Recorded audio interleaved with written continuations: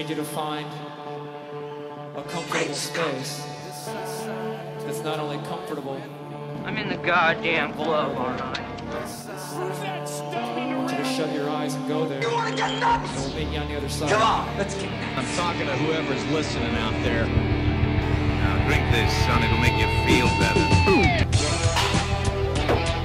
From the Scotten stronghold, this is the stumbling Scotsman, Josh Scotten.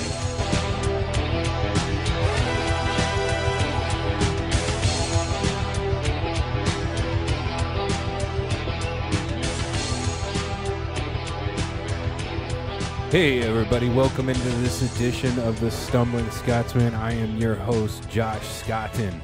Last week, Kansas head coach Charlie Weis got 26 new signees, and he will be bringing these guys in to help turn around this Kansas football program that is in desperate need of some help.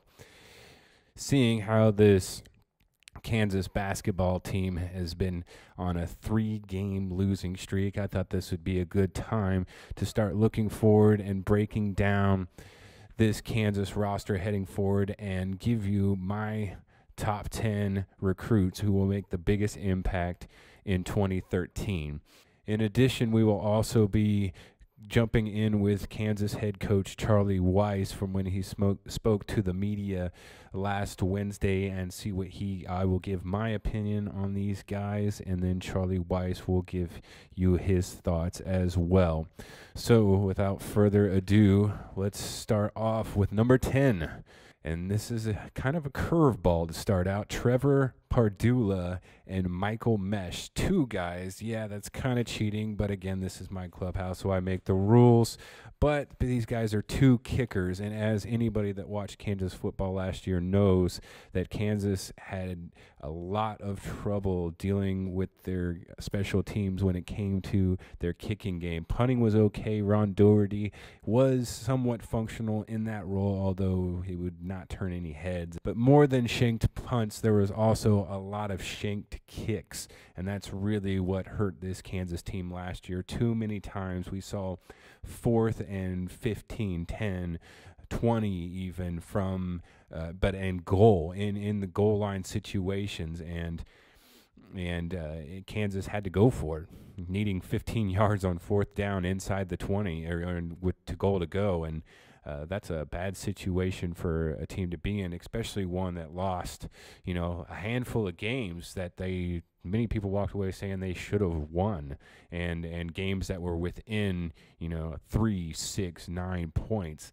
And too often, if Kansas could have put up 3 points, they probably could have won those games. We saw it against Rice when their kicker nailed a near 50-yard or over 50-yard kick, I believe it was, to seal the fate of Kansas in that second game. So too often than not, that came to bite him in the butt and had to affect Coach Weis's coaching decisions and different things that he was able to do and specifically not be able to do. So when you talk about making an impact, Trevor Pardula, he's a punter who's number 1 in the country coming out of high school, the number 1 punter coming out. So this is a guy that could possibly end up playing on Sundays one of these days. But right now he's with Kansas, and it came down to Kansas and his hometown of San Jose State. Kudos to the coaching staff for being able to get this guy in and land him and get him to come into Kansas, because they desperately needed this guy, and this is a guy that's going to make an instant impact on special teams. And when you're talking about having a good running game,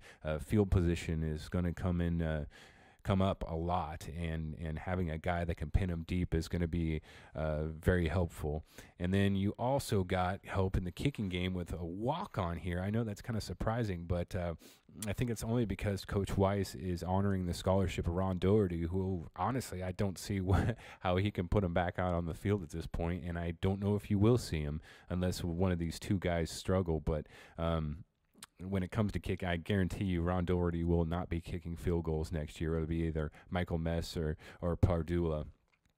who can actually fill both roles of punter and kicker, but I don't think that's what they want. I think what Coach Weiss wants is to have Michael Mesh take over that role. He will not be under scholarship this year, but I believe he was promised one next year if he continues to work hard and become what I think Coach Weiss thinks he can be, which is their starting kicker. Let's hear what Coach Weiss has to say about Michael Mesh and Trevor Pardula. Trevor Pardula, a lot of you don't know as much about him other than the fact that he's a punter and a kicker. Okay, but we do our due diligence too. We don't just look at the 41-yard average he had on punts or the fact that he can kick off. He goes to kicking camps, and we're wired into these kicking camps. And this kid when we were looking for a guy who could punt and kick, the number one prospect we came back with was this kid right here. Most people don't go out and scholarship guys, and they can come and walk on and earn a scholarship. But as you saw our kicking last year, a problem was well documented, and I felt that we couldn't afford to do that.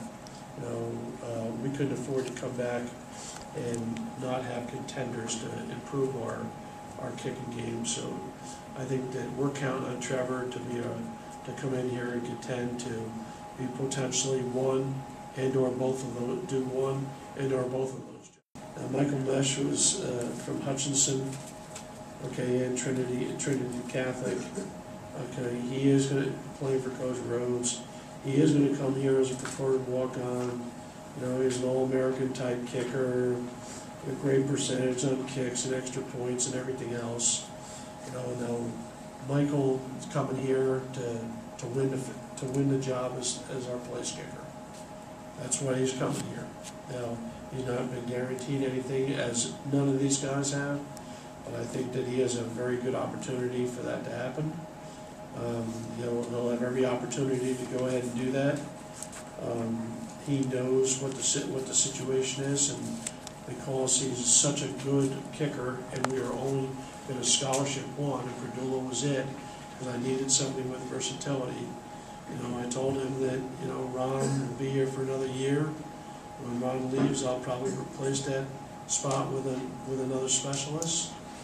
And I said if we had a legitimate guy winning one of these jobs that were here, there's a good chance that that person would be, that guy that we'd end up putting on scholarship.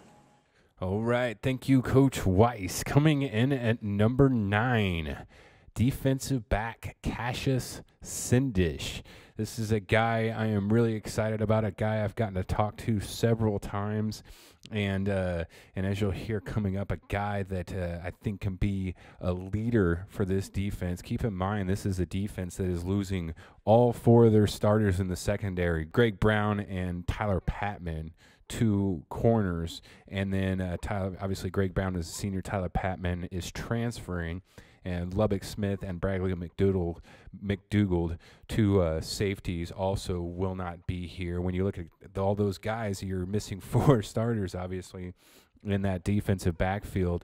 And more than that, you have to find a leader as well. There are no seniors back there, nobody that at least you're expecting to make an instant impact. Cassius Send is certainly a guy that can contribute back there on and off the field. I know Coach Weiss liked and talked a lot about his contributions as a leader. And again, when you're losing that many talented guys in the secondary, that many seniors specifically, I know they got burned a lot last year, but again, having seniors like that is really invaluable regardless of what they're giving you on the field. But Cassius Sindis looks to be a guy that's very smart, can be a leader, and has the physical tools to be able to compete in that secondary where they desperately need. Let's hear what Coach Weiss had to say about Cassius Sindish.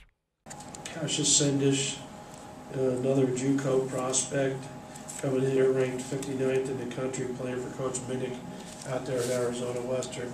That's another school that's got it going on down there. I mean, it takes a while to find Yuma now, but once you get there, this guy's got a heck of a program, a bunch of players going out every year, and Cassius is one of those ones. Yes, he was named after Cassius Clay. His father was a big boxing fan, and that's why he named him Cassius. I call him Muhammad, obviously, because I have to get my nicknames right off the bat, this guy, besides being a frontline player and a physical and having all sorts of stats, another thing that comes into play is he is a natural leader with big character and big intelligence. And too many times in junior college, you get these guys stereotyped like, well, they all went there because they couldn't read and write. Trust me, when you talk to Cassius, you'll know that's not the case. I mean, he's a very impressive young man. I like everything about him. I'm glad he's here. I'm glad he's here right now competing with our team. Coming in at number 8, offensive lineman from City College of San Francisco, Nalu Fosi Maloe. Yes, I believe that is the right pronunciation. Nalu Fosi Maloe. He is hopefully a better offensive lineman than I am a name pronouncer, because Kansas needs him. They lost 3 very, very talented offensive linemen last year, a group of offensive linemen that helped make Kansas football, yes, Kansas football, one of the best rushing teams in the Big 12. And to be honest with you, it really wasn't even close. This Kansas team is so deep with very, very talented running backs that are all returning this year in James Sims, Tony Pearson, and Taylor Cox. And to keep people, I think the assumption is this Kansas team is going to be able to rush the ball like they did last year. But again, I don't think they're getting these offensive linemen, Tanner Hawkinson, Trevor Marangeli, and Dwayne Zlatnick, are getting the credit they deserve for what they did for this running game. Those guys were very, very good about getting out in the open field and setting blocks and giving James Sims and Tony Pearson those extra blocks to allow them to get upfield and make the big plays that we saw consistently.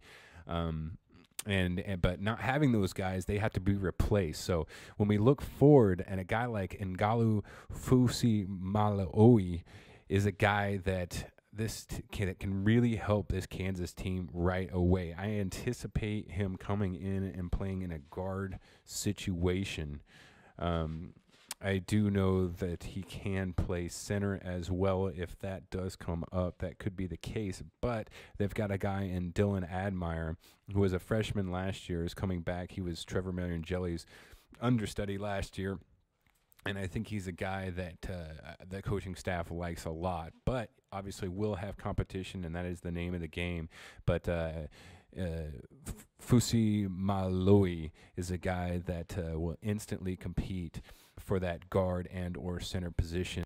I really think that Fusi Maloi is a guy that is something that Kansas just doesn't have right now. He's going to bring an attitude and a fierceness and the kind of attitude that Coach Weiss wants in his offensive linemen, and I can't see this guy not making an instant impact coming in right away. Maybe at the right side, maybe on the left side at guard, could be at center. I don't know. I just kind of have to see how it kind of all shakes out and come spring ball, and then when we get into fall camp and things of that nature. But right now, this looks like a guy that will find a position. Let's hear what Coach Weiss had to say. Okay, Nalu Fusi Malobi, okay? I'm proud of that one too. Thank you, Katie. Okay, Nalu, he's ranked as the 90th best prospect in the country. I'd like to see those offensive linemen that are ahead of him too. I mean, here's a guy who's a very quiet guy who gets on the field, and he's a mean, nasty, ornery offensive lineman. Just the ones I like. Just like that. Okay, the guys that, very polite off the field, don't say too much, and get on the field, and they're a different type of player. I mean, he's 6'3", 300. He's from California, Daly City, Jefferson High School, and then went to City College in San Francisco, the same school as Chris Martin, who we'll be talking about shortly, playing for Coach Rush. Coach Rush really has it going on out there. He has a very well-run program out there at UC San Francisco.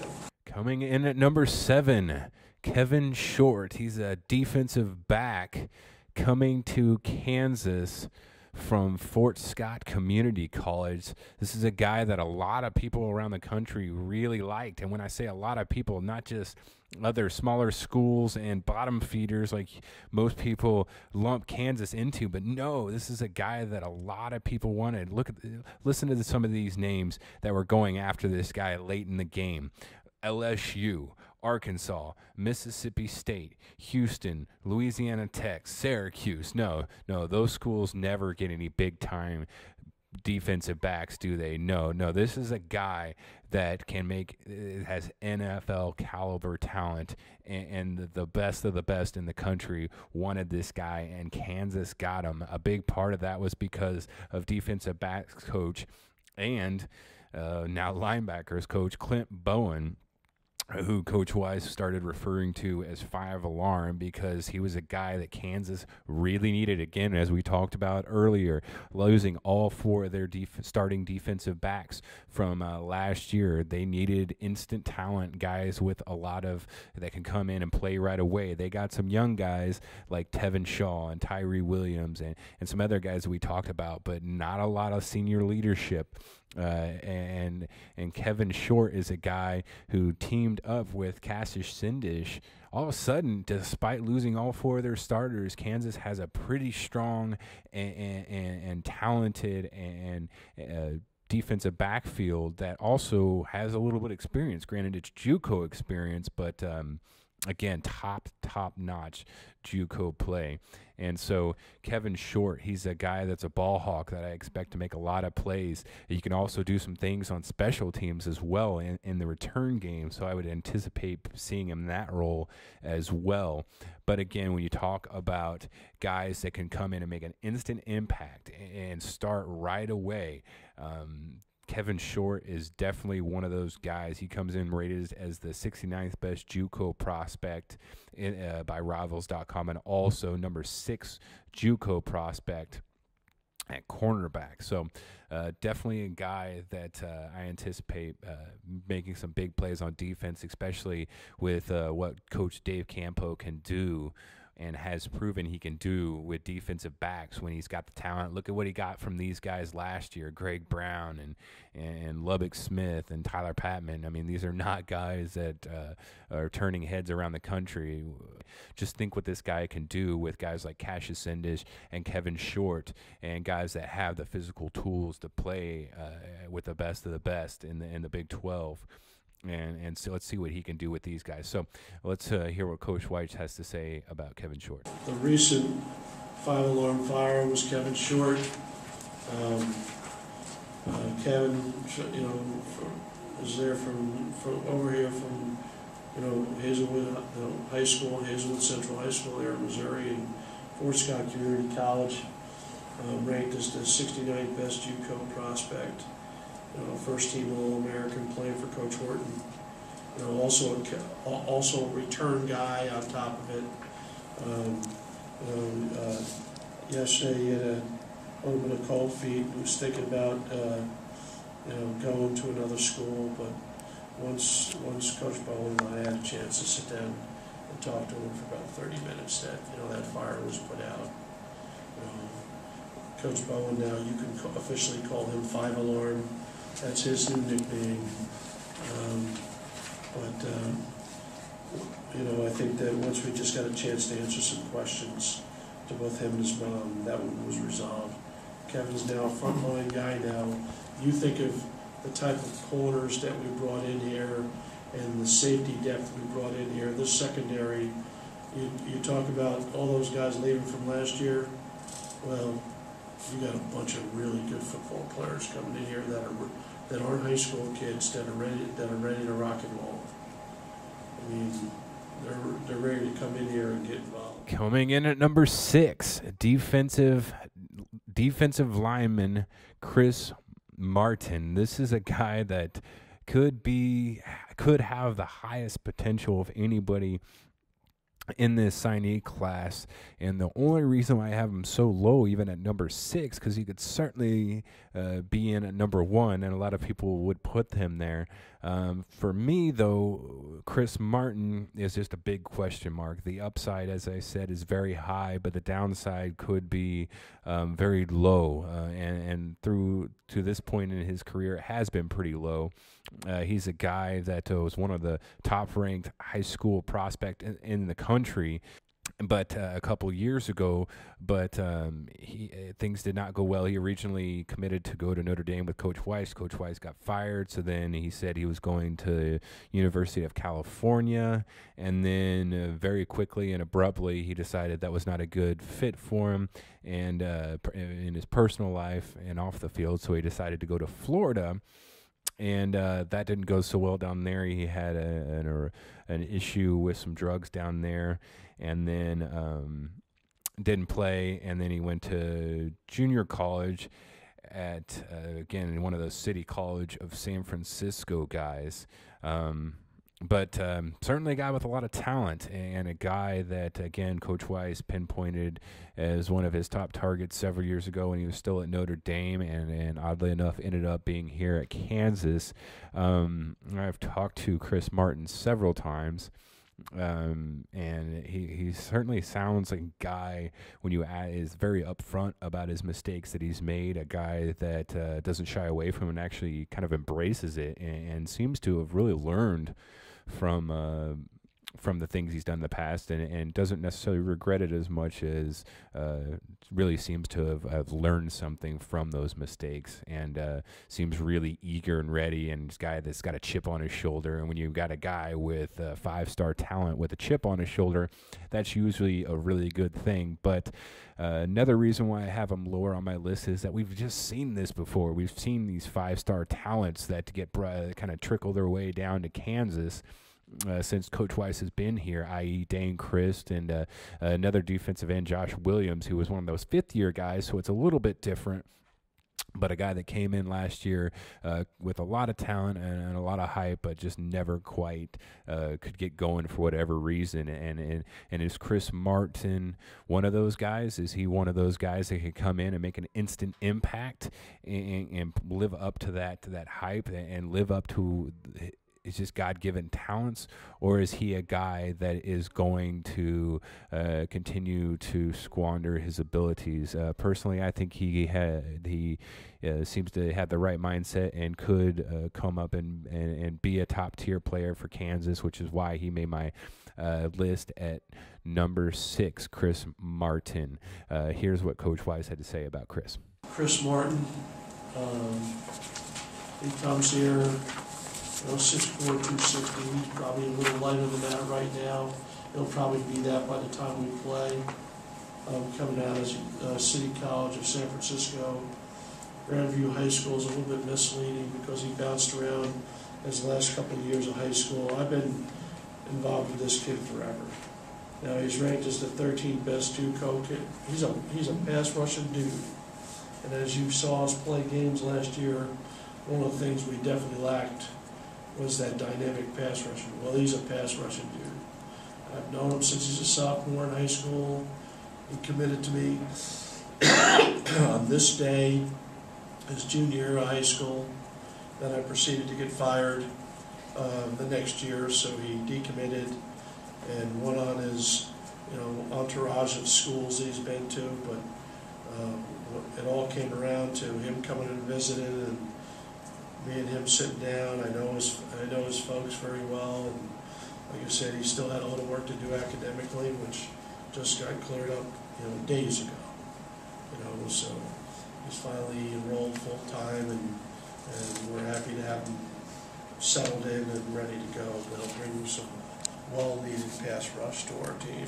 Coming in at number 5, safety Isaiah Johnson. This is a guy that Kansas identified early, and surprisingly enough, their only safety. Again, four starters lost over there. 2 of those obviously safeties in the defensive backfield, and only one guy. I mean, again, Isaiah Johnson is a guy that I like a lot, but I am kind of surprised he was the only one. They do have another guy here. He will be a redshirt freshman this year, Tevin Shaw, also a guy who I think will be out there with Isaiah Johnson at Iowa Western. Johnson totaled 8 interceptions and 41 tackles. And he was also helped Iowa Western win a JUCO national championship last year as one of their better players. So definitely a guy that has some talent and can play at a high level. Guy that coming out, he was highly recruited by Arizona and UConn, but was unable to qualify, and then moved around to some other places, dealt with some knee injuries, and then ended up at Iowa Western. So certainly a guy that has a lot of interest, and I think almost by default will see a lot of playing time. If everything plays out like I think this coaching staff anticipates, you will see Tevin Shaw and Isaiah Johnson as the 2 starting safeties next year, unless they move one of those corners, which oddly enough are starting to look pretty stacked right now, over to the safety position, which I wouldn't be surprised at as well. But either way, how you slice it, I think Isaiah Johnson makes an instant impact right away. He's a ball hawk, a guy that can come up with some interceptions and get the ball turned over, and a guy that I think has the physical skills that can run with some of the marquee players in the Big 12. Let's hear what Coach Weiss had to say about my number 5, Isaiah Johnson. Isaiah Johnson, another one of the ones who kept things interesting here in the last couple of weeks. Beside the fact that he's a natural safety playing for Coach Strohmeyer there at Iowa Western. Iowa Western goes undefeated. This kid, interesting because he started off at Western Carolina, and he transferred but he was hurt. Okay, so he missed the whole year. So so it's a redshirt year. So then he goes to Iowa Western. So we really have 3 for 3 with this kid right here, which is a great position for us to be in. Where you're not rushed. Now he can come in here and get ready to play. And I think at this position, with the void we have here, he'll be a welcome addition to that safety position for us. Coming in at number 4, we got Ishmael Hyman, a wide receiver out of New Jersey. This kid is a true freshman, will come in a little light, 6 foot, 170 pounds. But a guy that will give Kansas something they do not have right now, which is a big play threat at wide receiver. We all know Tony Pearson can get out there and make some plays, but those are typically not stretching the field, which is, again, Kansas did not have a single wide receiver last year with a touchdown. That is a problem. And that means when you can't stretch the field, that means teams really weigh in on your running game, which is not going to do James Sims, Taylor Cox, and Tony Pearson any favors. Ishmael Hyman is a guy that can give Kansas a down-the-field threat, something Charlie Weiss can utilize in that passing game to bring the pressure off those running backs to keep them from opposing defenses from stacking the boxes. A 3-star prospect, according to Rivals, a number 21 prospect out of the state of New Jersey, although I believe Coach Weiss would disagree with that. I know Coach Weiss likes this guy a lot and likes his potential to get down the field. He's a fast guy. He ran a lot of track in high school. And then obviously Justin McKay is a guy that's going to be their premier guy. But if you have Justin McKay out there and guys like Trey Parmalee and Ishmael Hyman, that can, and then Tony Pearson coming out of the backfield, James Sims, I mean, wow, that can be very scary. And if you got a guy that can now get those wide receivers the ball, like we hope Jake Heaps can, if they can get this job done, that could Ishmael Hyman could be a big play guy that can make an instant impact for the Kansas Jayhawks. Let's hear what Coach Charlie Weiss said about Ishmael Hyman. Ishmael Hyman, wide receiver out of Manalapan, New Jersey, St. John Vianney High School. Obviously I have a fondness for New Jersey players, and he was one of the best ones. He was banged up some of his senior year. You can see when he plays in the Chesapeake Bowl where he gets the MVP. Plays the international bowl that was on TV last night.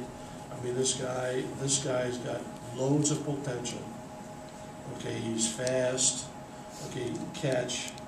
Okay, he's got straight line speed. And one thing that I felt that we've been missing at this position is some players that are 6 feet tall or higher that can run real fast, and he's one of them. I really feel good about the prospect of Israel Hyman. Coming in at number 3, defensive tackle and star and initiator of the hashtag 2013 Dream Team, Markel Combs. This is a guy that really was a lot of fun to watch during the offseason and really spearheaded this recruiting push that Kansas put on these JUCO guys and some of these even freshmen. High school freshmen that were coming out this year with this 2013 Dream Team deal.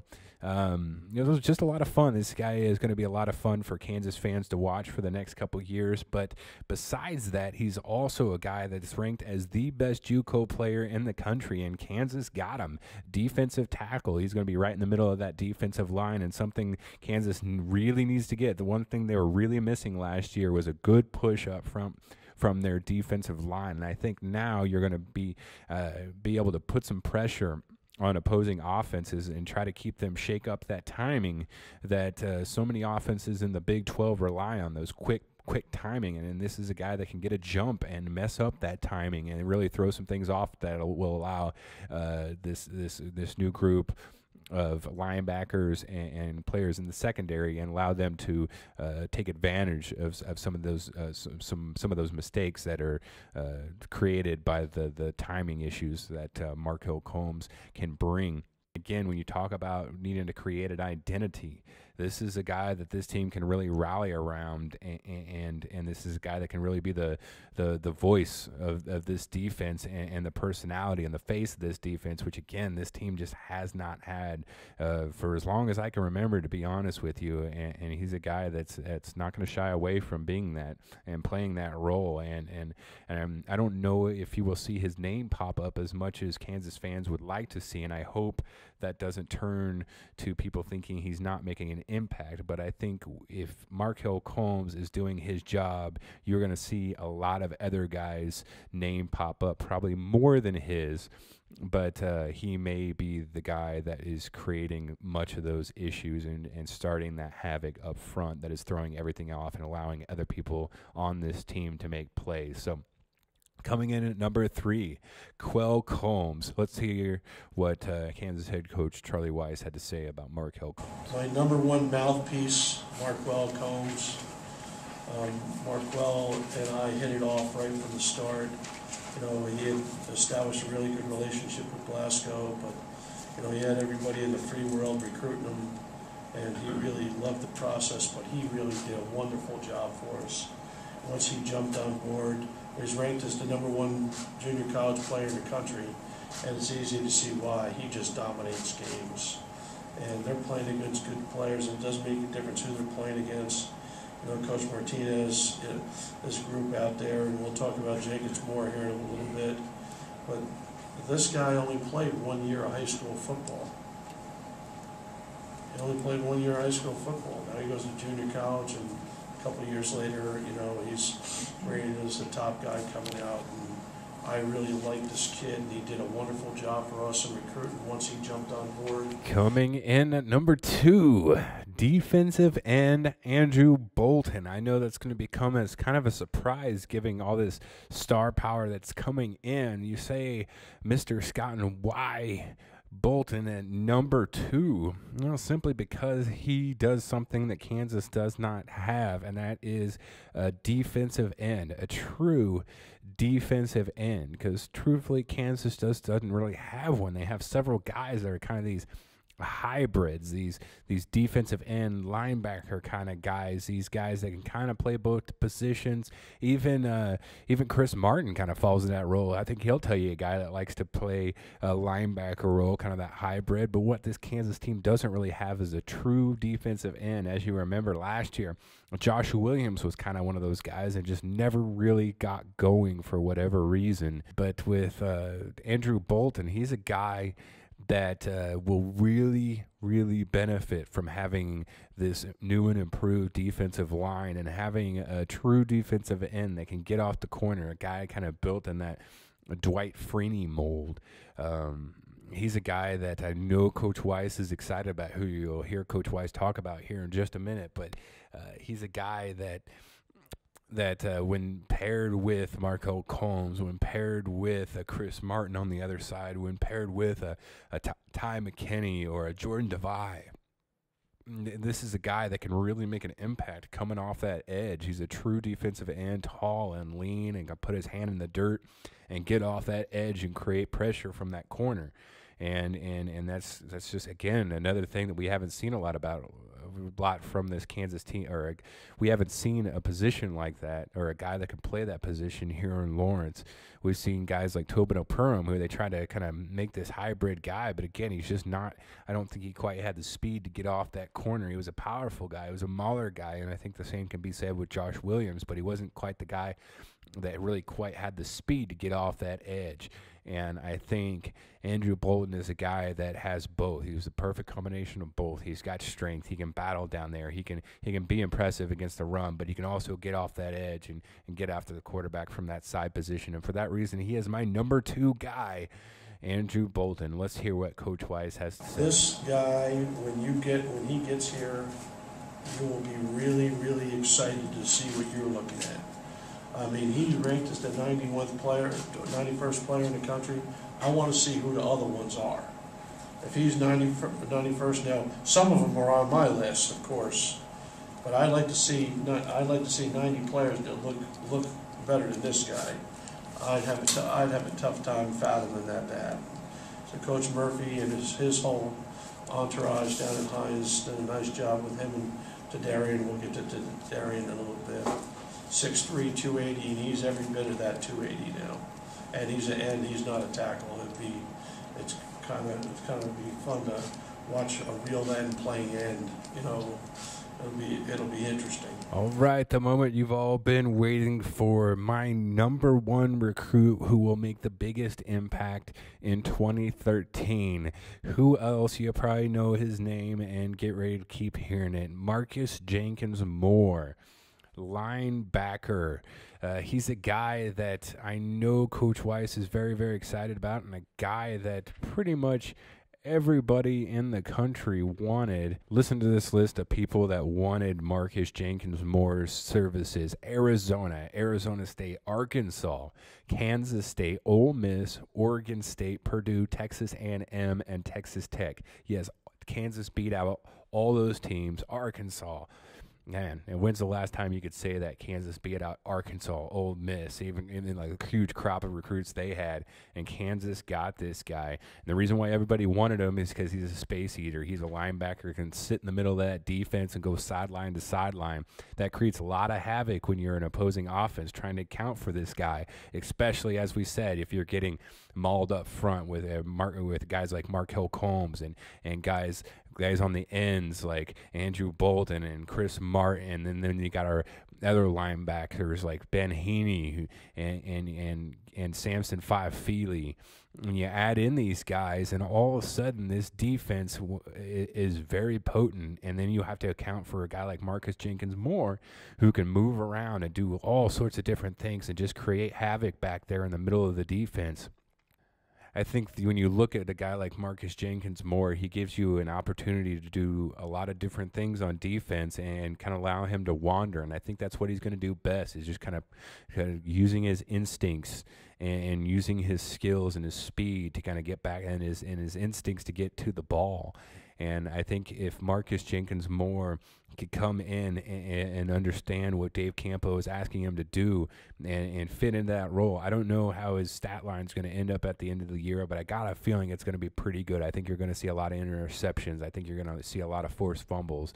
I think you're going to see a lot of tight ends getting frustrated with Marcus Jenkins Moore, because I think he's a guy that he's big enough at 6'3", 210, and fast enough to be able to handle these big tight ends. They were going to go over the middle and be able to handle these quick pass routes that just ate up Kansas defense last year. These quick little slants and those quick little 8 to 12 yard slant plays that just destroyed Kansas last year. Just dominated, and at times it seems like they didn't have an answer. Well, they have an answer now, and his name is Marcus Jenkins Moore. No longer can you pick on the various portions of the field that were just gimmies over the last several years in Kansas, and now you can no longer do it because you have guys like Marcus Jenkins Moore. Next is Marcus Jenkins Moore. Obviously another Coach Martinez prospect. He was a 57th rated JUCO player. I like to see the guys ahead of him too. He was one of the first ones on board and one of the initial ringleaders. He made a commitment when everyone wanted him. Everyone wanted this kid. Everyone wanted this kid. And he jumped on Kansas and he stood true to form. Of course, he played with everyone here a week or so ago, causing mass pandemonium. And I told him, the story with payback, right? Well, I've already let him clearly know that payback is yet to come. You guys can do it on your own, have your own fun, but trust me, mine will be a lot worse. He's a true field linebacker that can play in space, doesn't force you to go ahead and have to bring a DB in all the time to match up with the teams that we're playing with in the Big 12. And I think that this guy is going to, and his athleticism is going to show up almost as much as his leadership. He's a natural leader. Okay, he's got it. Okay, he's one of those guys where it just kind of stands out. And, you get the dynamic duo coming from school together out there. I think that'll be a good thing. That is it. That is my top 10 list of recruits who will make the biggest impact in 2013. That will do it for us at the Stumbling Scotsman from the Scotten Stronghold. I am Josh Scott, and over.